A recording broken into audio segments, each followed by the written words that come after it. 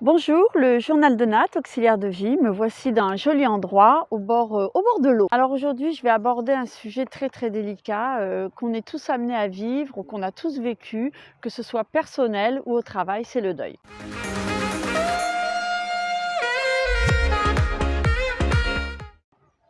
On n'est jamais préparé à la mort, hein. Même si on se dit, bah si, de toute manière, cette personne, elle souffre, il vaut mieux qu'elle meure, ça va être mieux pour elle, même pour nos proches, hein. Ben non, quand ça arrive, on n'est pas préparé et c'est très dur.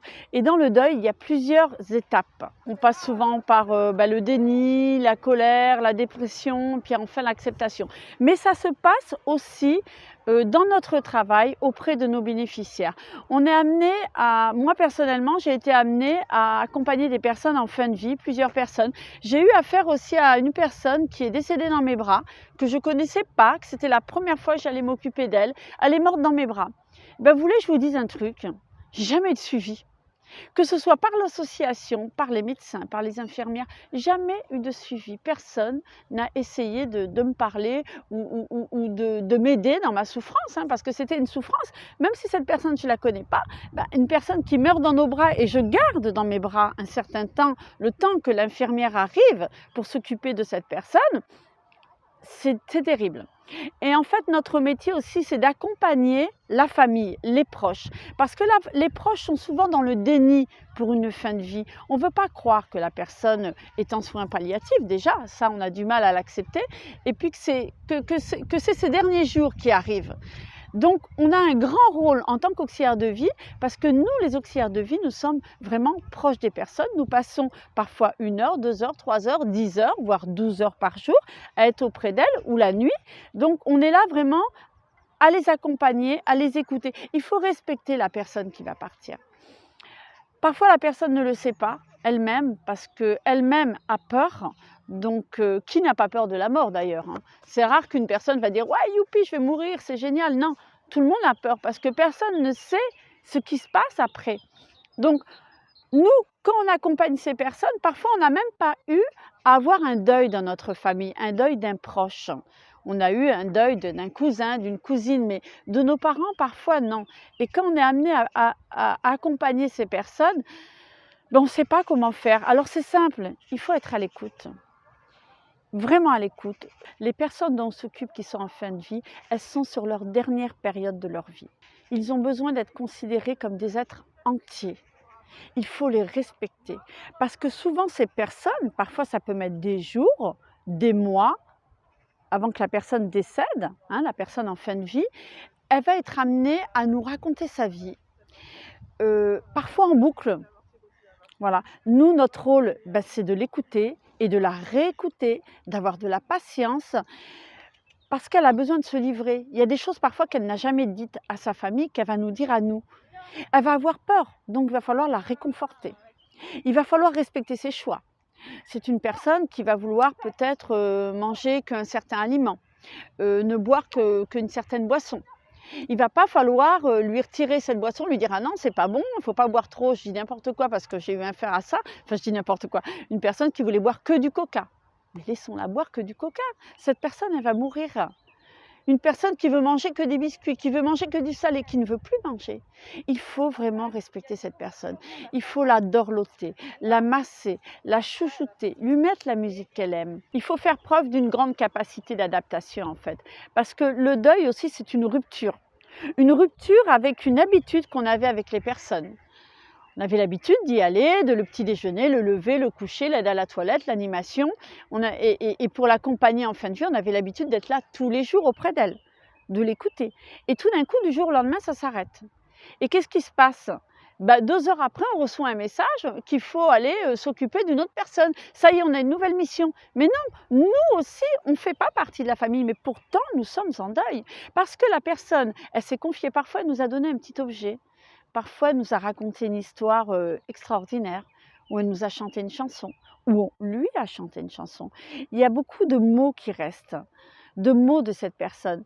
Et cette phase de deuil, franchement, Les associations, si vous nous écoutez, il faut nous accompagner, hein. Il faut nous respecter aussi, hein. Il faut nous respecter dans notre douleur, hein, parce qu'au tout début qu'on fait ce métier, qu'est-ce qui se passe? On va aux enterrements, on ne sait pas où se placer, hein. Il y a la famille, tout. Moi, je me suis vue aller à des enterrements, les premières personnes que j'ai perdues, j'étais à l'arrière, au fond de l'église, je n'osais pas rentrer, mais je pleurais, j'étais malheureuse. Parce qu'on a beau dire, il ne faut pas s'attacher, mais on fait un métier avec l'humain.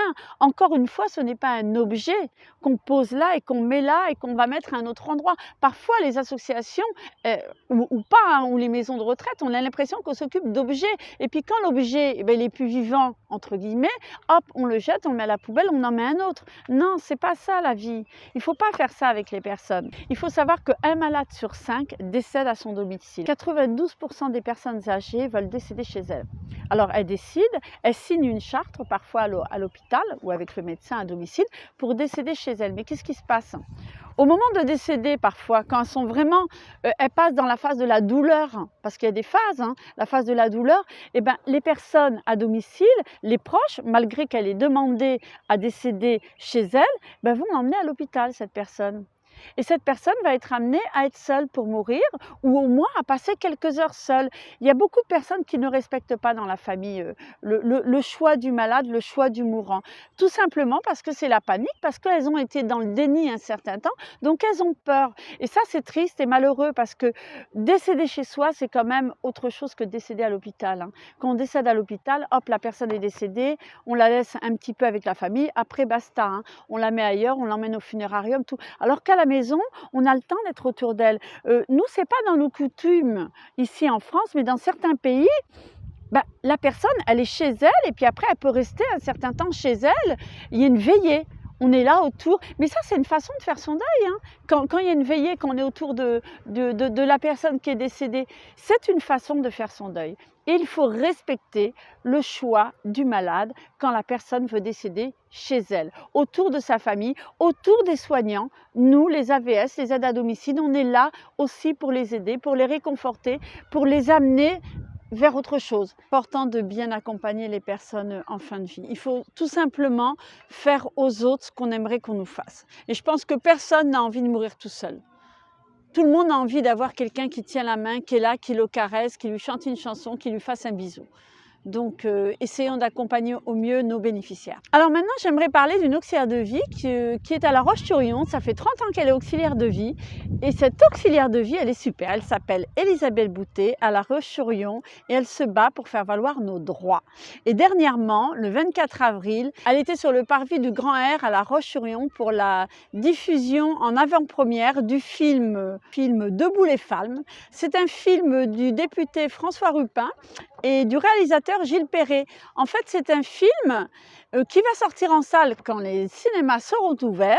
Et ce film représente les métiers du lien, les métiers de l'humain, donc tout ce qui est accompagnant, aide à domicile, auxiliaire de vie, de l'humain. C'est un film super.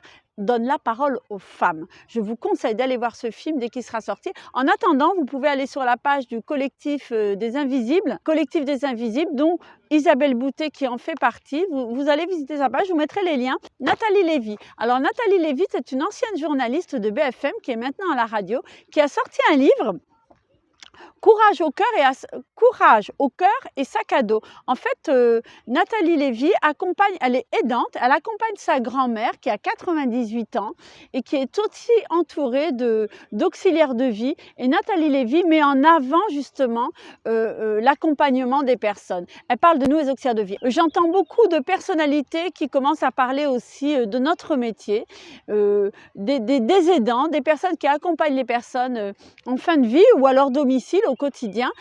C'est en train de bouger, ça bouge, hein. Et il n'y a pas que les politiques qui font bouger les choses. On attend beaucoup des politiques, ok?